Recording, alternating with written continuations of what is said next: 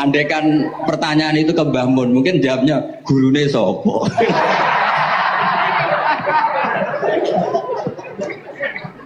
Tapi mungkin kalau ke mbah-mbah saya ya juga mbah-mbahnya Nibiha juga Pak Abdul Aziz, mungkin memputuku.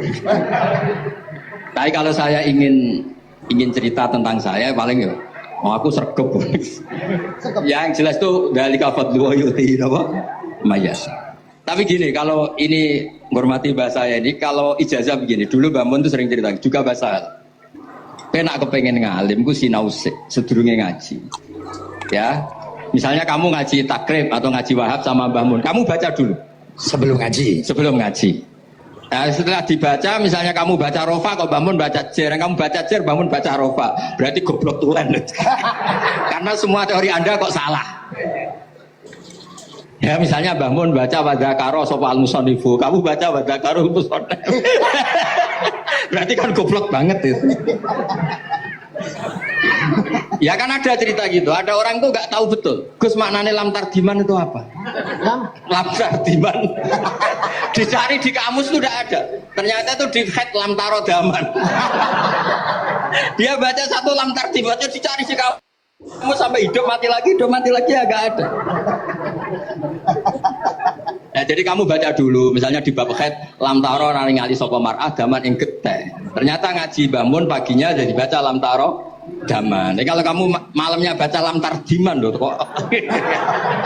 Jadi itu kata Dewi Mbah Mun mergo sorokan kabeh santri ku ora mungkin. Carane ngecek kebenaran Anda itu maca sik.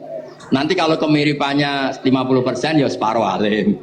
Kalau 70% ya serondo alim. Tapi nanti kalau kemiripannya sampai 100% dan berkali-kali, berarti kan sudah luar biasa. Jadi yang ngaji sama Ki Mustafa, Ki Niam, saya mohon santri-santri itu belajar dulu. Biar bisa ngecek nanti guru saya baca kayak apa. Waduh salah ya. Kenapa lah? Waduh salah. Karena kiai itu kalau salah ya mau ngalah. Ini ceritanya Mbah Mun betul. Ada kiai menawa nggak tahu apa kakean mergawe kakean politik nggak tahu. Wal babi lan walang. Terus ada santri kulo gak ada makna kok lawang. Ya walang sing lawang tuh. Mau ngalah. Terus watini lan wit alu. Gurune maca alu. Kulo gak ada makna kok elo. Lah ya wit telu kena go alu juga. Tapi saya menangi kiai itu kalah sama santri itu. Saroko nyolong sapa wong albedo tangi anduk. Terus gurunya kaget. Cung kok anduk, cung. Bareng didelok endok. Karena kalau pegon kan anduk sama endok itu padha wae. Ini ada padha. Tapi kiainya akhirnya kalah. Memangnya nyolong anduk boleh? Yo ora, cung, yo haram. Ya padha wae kalau gitu. Nyolong endok ya haram, nyolong anduk haram.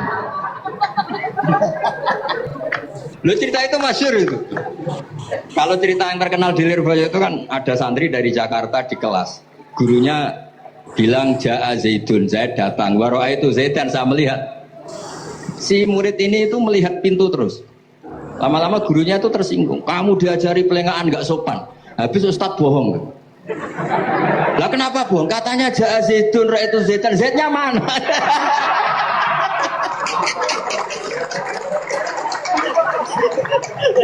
Dia gak ngerti. Zaid datang, saya melihat. Mana orangnya? Kok dibahas-bahas terus itu? Ya, jadi yang serius tadi kalau sampean ingin nguji kualitas Anda, makanya saya dulu itu pede baca kitab di depan Mbah Mun karena ya ngecek.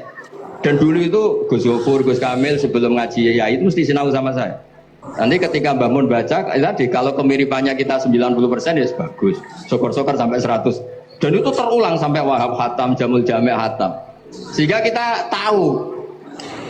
Jadi kalau diskusi kita kok salah ya tahu, kalau benar ya tahu. Kalau tahqiq ya tahu. Biasanya kalau tahqiq itu Mbah Mun karena takut nyalahkan kiai-kiai Jawa, kalau baca 2 kali, misalnya begini. Yasmalu, kadang diwaca Yasmilu ora apa-apa nggih Jawa wae gitu. Karena kalau kita memaksakan sampai benar seperti di kamus, kayaknya kalau di Jawa itu berat sekali. Dumeli bojo bola balik mesti ora goblok wis apik lah. Karena kalau baca tahqiq itu kan butuh kamus. Yang benar itu Yasmalu misalnya. Tapi kan populer juga orang baca Yasmilu. Saya itu menangi loh. Kiai Jawa dulu baca Simai itu menangi, Master Simai. Lama-lama setelah banyak alumni Al-Azhar terus berdasar kamus baca Samai semua sekarang. Saya menangi Kiai itu baca Dilalah. Lama-lama karena sekarang udah banyak punya kamus, baca Dalalah. Pa'alah. Jadi Kiai itu juga kadang-kadang keteror muridnya. Makanya Syekh Zakaria Al-Ansori itu pernah ditanya, kenapa engkau begitu alim alama sampai dilakopi Syekhul Islam? Kata beliau itu lucu jawabannya, karena saya ini orang yang sial. Saya dulu punya guru namanya Ibnu Hajar Al-Asqalani dan punya murid namanya Ibnu Hajar Al-Haytami. Kata beliau, dukik tu bena hajaro ini. Saya ini digebek dua batu.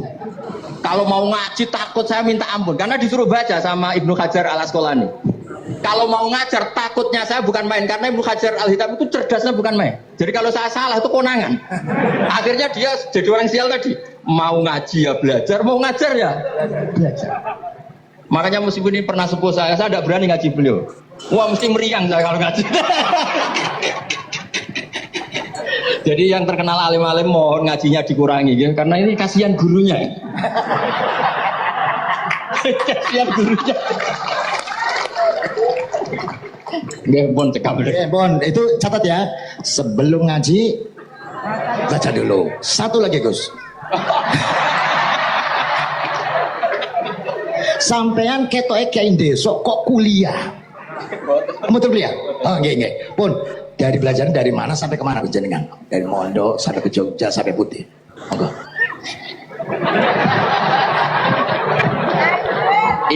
Ini karena sesuai kontrak, nggak boleh nyulayani janji sekali aja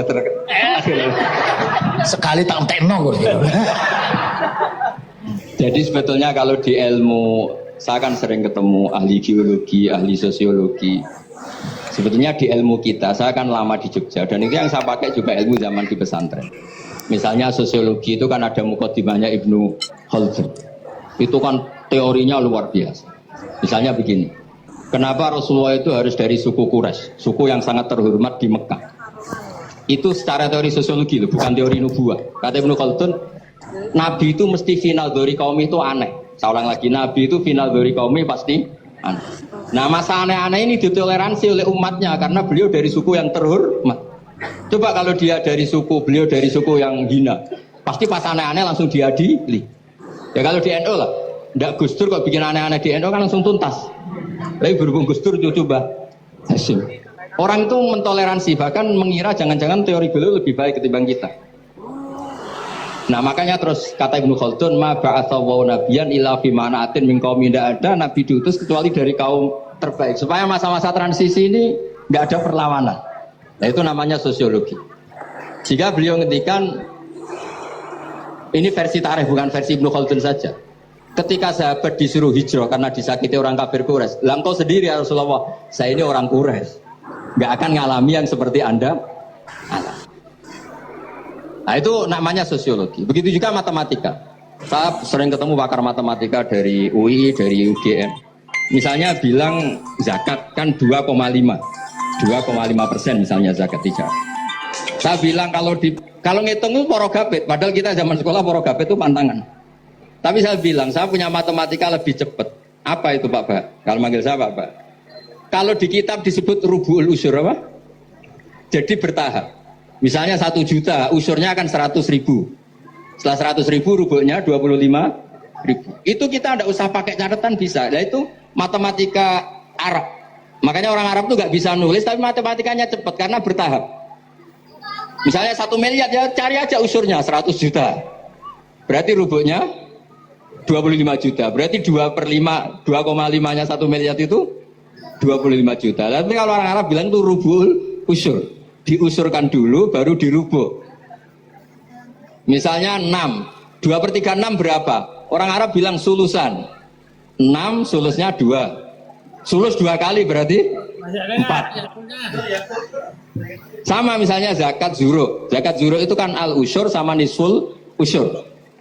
Berarti misalnya kalau tidak disirami ya, tidak biaya, Zakatnya itu 10%, berarti per 100 10. Nah sekarang kalau 10 ini kan berarti 1/10. Nah nanti kalau disirami pakai biaya namanya nisul usyur, berarti 5.